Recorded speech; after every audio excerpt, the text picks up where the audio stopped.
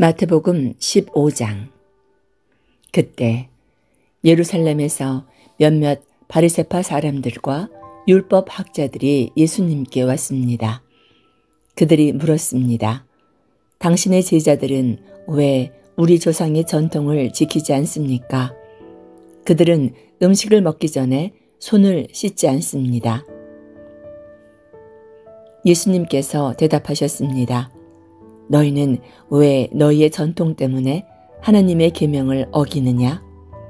하나님께서는 내 아버지와 어머니를 공경하라고 하셨고 또 아버지나 어머니를 욕하는 사람은 반드시 죽임을 당할 것이라고 하셨다.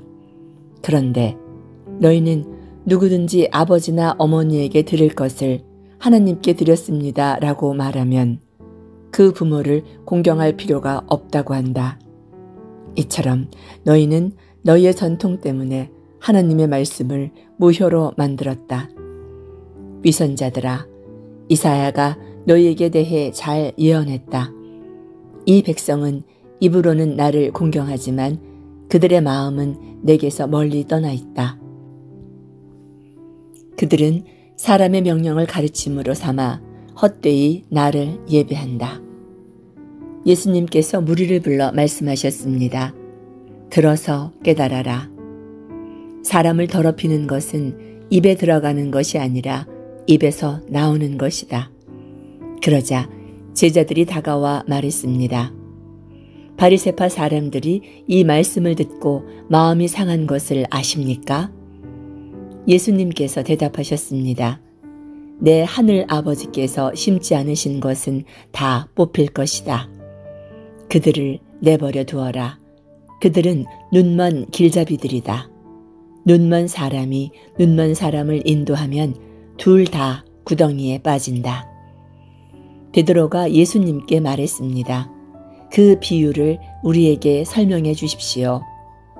예수님께서 말씀하셨습니다. 너희도 아직 깨닫지 못하느냐? 입으로 들어가는 것은 배로 들어가서 뒤로 내보내어진다는 것을 모르느냐? 그러나 입에서 나오는 것은 마음에서 나오며 그것이 사람을 더럽힌다. 마음에서 나오는 것은 악한 생각, 살인, 간음, 음란, 도둑질, 거짓, 증언, 비방이다. 이런 것들이 사람을 더럽힌다. 하지만 씻지 않은 손으로 먹은 것은 사람을 더럽히지 않는다. 예수님께서 그곳을 떠나 두로와 시돈 지방으로 가셨습니다. 그때 가나안 여자가 그 지방에서 나와 외쳤습니다. 다윗의 자손이시여, 주님, 저를 불쌍히 여겨 주십시오. 제 딸이 귀신 들려 몹시 괴로워합니다. 그러나 예수님께서는 아무 대답도 하지 않으셨습니다. 제자들이 다가와 말했습니다. 그 여자를 보내십시오. 우리 뒤에서 계속 소리치고 있습니다. 예수님께서 대답하셨습니다. 나는 이스라엘의 잃어버린 양들에게만 보냄을 받았다. 여자가 와서 예수님께 절하며 말했습니다. 주님, 저를 도와주십시오. 예수님께서 대답하셨습니다. 자녀들의 빵을 가져다가 개들에게 던지는 것은 옳지 않다. 그러나 여자가 말했습니다. 그렇습니다, 주님. 하지만 개들도 주인의 상에서 떨어지는 부스러기를 먹습니다. 예수님께서 말씀하셨습니다. 여자여, 내 믿음이 크다. 내 소원대로 될 것이다. 그 시각에 그 여자의 딸이 나았습니다. 예수님께서 그것을 떠나 갈릴리 호숫가로 가셨습니다. 예수님께서는 산에 올라가 앉으셨습니다. 많은 사람들이 다리를 저는 사람, 눈먼 사람, 못 듣는 사람, 벙어리, 그리고 많은 병자들을 데리고 와서 예수님의 발 앞에 두었습니다. 예수님께서는 그들을 고쳐주셨습니다. 그러자 무리가 놀라며 하나님께 영광을 돌렸습니다. 벙어리가 말하고 못 듣는 사람이 듣고 다리를 저는 사람이 걸으며 눈먼 사람이 보게 되었기 때문입니다. 예수님께서 제자들을 불러 말씀하셨습니다. 이 사람들이 불쌍하다. 그들이 나와 함께 있은 지 사흘이 되었는데 먹을 것이 없다. 그들을 굶은 채로 집으로 돌려보내고 싶지 않다. 길에서 쓰러질지도 모르기 때문이다. 제자들이 말했습니다. 이런 외딴 곳에서 이렇게 많은 사람들에게 줄 만큼 빵을 어디서 구할 수 있겠습니까? 예수님께서 물으셨습니다. 너희에게 빵이 몇 개나 있느냐? 7개와 작은 물고기 몇 마리가 있습니다. 예수님께서 무리에게 땅에 앉으라고 하셨습니다. 그리고 빵 7개와 물고기를 들어 감사 기도를 드린 후 떼어 제자들에게 주셨습니다. 제자들이 사람들에게 나누어 주었습니다. 모든 사람들이 배불리 먹고 남은 조각을 모으니 7 광주리가 가득 찼습니다. 먹은 사람은 여자와 아이들을 빼고 남자만 약 4,000명이었습니다. 그런 다음 예수님께서는 사람들을 보내시고 배에 올라 마가단 지방으로 가셨습니다. 마태복음 16장. 바리새파 사람들과 사두개파 사람들이 예수님께 와서 시험하려고 하늘로부터 오는 표적을 보여주십시오라고 요구했습니다. 예수님께서 말씀하셨습니다. 너희는 하늘이 붉으면 날씨를 알면서도 지금의 시대 표적은 분별하지 못하느냐? 악하고 믿지 않는 세대가 표적을 구하지만 요나의 표적밖에는 보여줄 표적이 없다. 그리고 예수님은 그들을 떠나가셨습니다. 제자들이 건너편으로 갈 때 빵을 가져오는 것을 잊었습니다. 예수님께서 그들에게 말씀하셨습니다. 바리새파와 사두개파의 누룩을 조심하여라. 제자들은 서로 수군거렸습니다. 우리가 빵을 안 가져와서 그러시는 거야. 예수님께서 아시고 말씀하셨습니다. 믿음이 적은 사람들아, 내가 말하는 것이 빵 때문이라고 생각하느냐? 너희는 아직도 5,000명과 4,000명을 먹이신 일을 기억하지 못하느냐? 그때 얼마나 많은 광주리가 남았는지를 모르느냐? 내가 말한 누룩은 빵이 아니라 바리새파와 사두개파 사람들의 가르침을 조심하라는 뜻이다. 그제야 제자들은 깨달았습니다. 예수님께서 가이사랴 빌립보 지방에 이르셨을 때 제자들에게 물으셨습니다. 사람들이 인자를 누구라고 하느냐? 제자들이 대답했습니다. 어떤 사람은 세례 요한이라고 하고 어떤 사람은 엘리야라고 하며 또 어떤 사람은 에레미야나 예언자 중 한 사람이라고 합니다. 예수님께서 물으셨습니다. 그렇다면 너희는 나를 누구라고 하느냐? 시몬 베드로가 대답했습니다. 주님은 그리스도시며 살아계신 하나님의 아들이십니다. 예수님께서 말씀하셨습니다. 시몬, 너는 복이 있다. 이것을 내게 알게 한 분은 사람이 아니라 하늘에 계신 내 아버지시다. 너는 베드로, 반석이라는 뜻이라 부른다. 내가 이 반석 위에 내 교회를 세울 것이며 지옥의 문도 그것을 이기지 못할 것이다. 내가 네게 하늘나라의 열쇠를 주겠다. 내가 땅에서 무엇이든지 묶으면 하늘에서도 묶일 것이고 땅에서 무엇이든지 풀면 하늘에서도 풀릴 것이다. 그리고 예수님은 자신이 그리스도라는 사실을 아무에게도 말하지 말라고 제자들에게 당부하셨습니다. 그때부터 예수님께서는 자신이 예루살렘에 올라가 고난을 당하고 장로들과 대제사장들과 율법학자들에게 버림받으며 죽임을 당하고 사흘째 되는 날에 다시 살아날 것을 제자들에게 말씀하셨습니다. 베드로가 예수님을 붙들고 말했습니다. 주님, 그런 일이 주님께 일어나서는 안 됩니다. 그러나 예수님께서 베드로에게 돌아서며 말씀하셨습니다. 사탄아, 내게서 물러가라. 너는 나를 넘어지게 하는 자다. 너는 하나님의 일을 생각하지 않고 사람의 일을 생각하는구나. 예수님께서 제자들에게 말씀하셨습니다. 누구든지 나를 따르려면 자기를 부인하고 자기 십자가를 지고 나를 따라야 한다. 자기 목숨을 구하려는 사람은 잃을 것이고 나를 위해 자기 목숨을 잃는 사람은 얻을 것이다. 사람이 온 세상을 얻는다 해도 자기 생명을 잃으면 무슨 유익이 있겠느냐? 사람이 자기 생명을 무엇과 바꿀 수 있겠느냐? 인자가 아버지의 영광 속에 천사들과 함께 올 것이며 그때 각 사람에게 그의 행한 대로 갚을 것이다. 진정으로 너희에게 말한다. 여기 서 있는 사람들 가운데에는 죽기 전에 인자가 왕권을 가지고 오는 것을 볼 자들도 있을 것이다. 마태복음 17장. 엿새 뒤에 예수님께서 베드로와 야고보와 그의 형제 요한을 데리고 높은 산에 올라가셨습니다. 예수님께서 그들 앞에서 모습이 변하셨습니다. 그 얼굴은 해처럼 빛나고 옷은 눈처럼 하얗게 빛났습니다. 그때 모세와 엘리야가 나타나 예수님과 이야기하고 있었습니다. 베드로가 예수님께 말했습니다. 주님, 우리가 여기 있는 것이 좋습니다.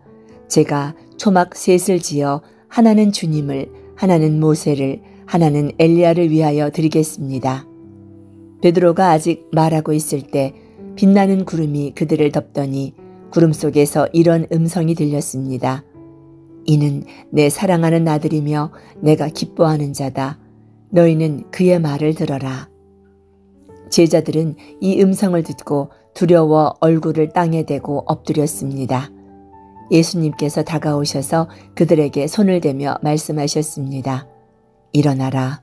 두려워하지 말아라.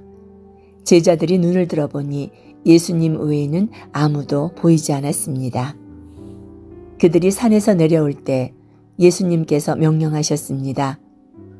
인자가 죽은 사람들 가운데에서 살아날 때까지 이 본 것을 아무에게도 말하지 말라. 제자들이 물었습니다. 왜 율법학자들은 엘리야가 먼저 와야 한다고 합니까? 예수님께서 대답하셨습니다.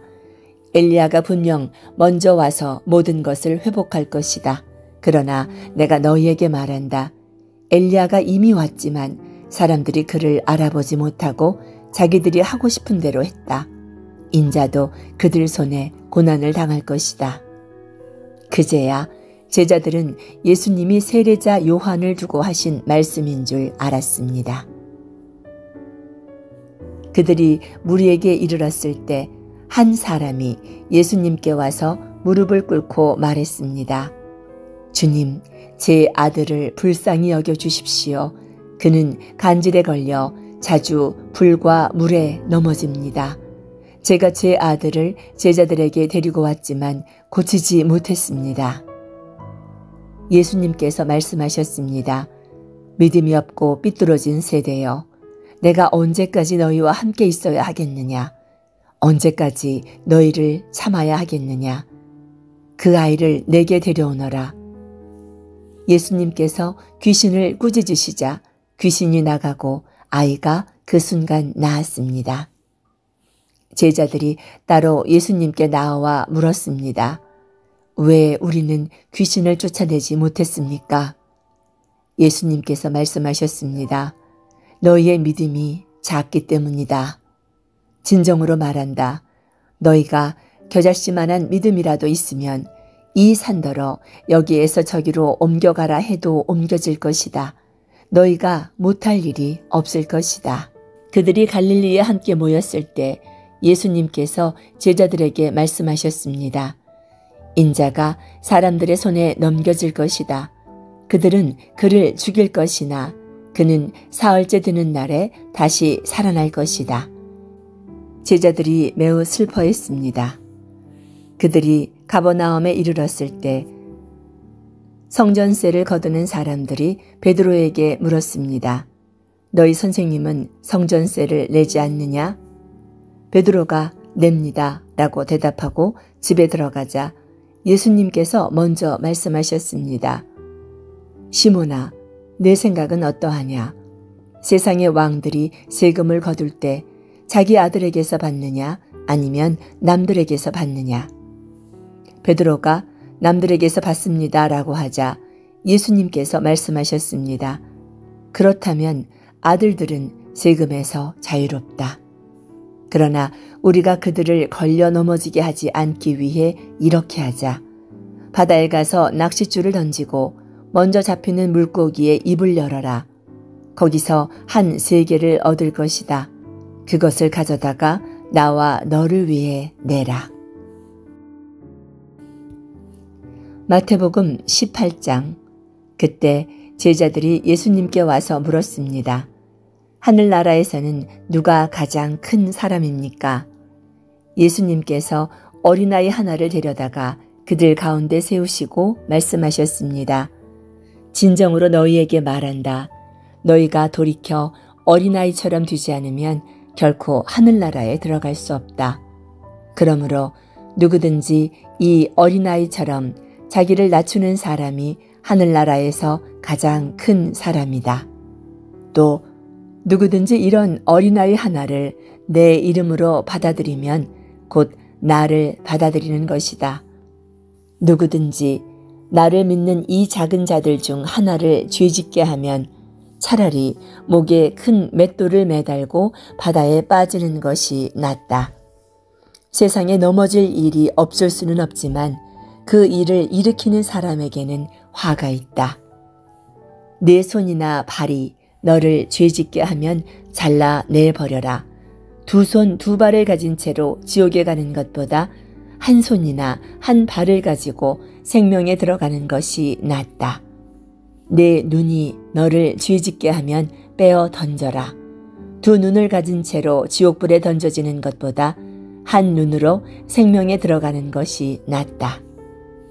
이 작은 자들 중 하나라도 업신여기지 말라. 그들의 천사들이 항상 하늘에서 내 아버지의 얼굴을 본다. 인자는 잃어버린 자를 구하려고 왔다. 어떤 사람이 양 100마리를 가지고 왔는데 그중 하나가 길을 잃으면 99마리를 산에 두고 그 길 잃은 양을 찾지 않겠느냐? 찾게 되면 기뻐하며 잃지 않은 99마리보다도 더 기뻐할 것이다. 이처럼 하늘에 계신 너희 아버지께서는 이 작은 자들 중 하나라도 잃어버리기를 원하지 않으신다. 내 형제가 죄를 지으면 가서 단 2이 있을 때 그를 바로잡아라. 그가 말을 들으면 너는 형제를 얻은 것이다. 그러나 듣지 않으면 1-2 사람을 더 데리고 가라. 2-3 증인의 입으로 말이 확증되게 하라. 그래도 듣지 않으면 교회에 말하고 교회의 말도 듣지 않으면 그를 이방 사람이나 세리처럼 여겨라. 진정으로 너희에게 말한다. 너희가 땅에서 묶는 것은 하늘에서도 묶일 것이고 땅에서 푸는 것은 하늘에서도 풀릴 것이다. 또 진정으로 말한다. 너희 중 2 사람이 이 땅에서 무엇이든 마음을 같이하여 구하면 하늘에 계신 내 아버지께서 이루어 주실 것이다. 2-3 사람이 내 이름으로 모인 곳에는 나도 그들 가운데 있다. 그때 베드로가 예수님께 와서 물었습니다. 주님, 제 형제가 저에게 죄를 지으면 몇 번이나 용서해야 합니까? 7번까지입니까? 예수님께서 대답하셨습니다. 7번이 아니라 70번을 7번이라도 해야 한다. 하늘나라는 어떤 왕이 자기 종들과 빚을 계산하려는 것과 같다. 계산을 시작하자 10,000달란트, 상상할 수 없이 큰 돈을 빚진 사람이 하나 있었다. 그는 갚을 능력이 없어 왕은 그를 아내와 자식과 모든 소유와 함께 팔아 빚을 갚게 하려고 했다. 그 종이 엎드려 간청했다. 조금만 참아주십시오. 다 갚겠습니다. 왕은 그를 불쌍히 여겨 빚을 탕감해주고 놓아보냈다. 그런데 그 종이 나가서 자기에게 100데나리온 작은 금액을 빚진 동료를 만나 멱살을 잡고 말했습니다. 빚을 갚아라. 그 동료가 엎드려 간청했습니다. 조금만 참아주게, 내가 갚겠네. 그러나 그는 허락하지 않고 그를 감옥에 가두어 빚을 다 갚게 했습니다. 다른 종들이 그 일을 보고 매우 화가 나서 왕에게 가서 모든 일을 알렸습니다. 왕이 그 종을 불러 말했습니다. 악한 종아, 내가 내게 그렇게 간청했기에 내가 그 빚을 탕감해 주었다. 그런데 너는 내 동료를 불쌍히 여겨야 하지 않느냐? 그러고는 그를 옥졸들에게 넘겨 빚을 다 갚을 때까지 가두게 했다. 너희도 각각 마음으로 형제를 용서하지 않으면 내 하늘 아버지께서 너희에게 이와 같이 하실 것이다.